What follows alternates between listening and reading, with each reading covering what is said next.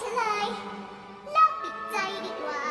ไม่ต้องถอยทำบ้างเมื่อละห่างเหินเย็นชา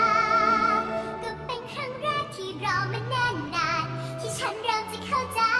เป็นครั้งแรกที่รอมาเนิ่นนานขอให้เรารวมกันแก้ไขเราจะมุ่งหน้าลงเขานี้ไปด้วยกันไม่ต้องหวั่นไหวเพราะเช่นนี้นี่เป็นครั้งแรกที่รอมาเนิ่นนานฉันขอเคียงข้างพี่อาณาโปรดกลับคืนไป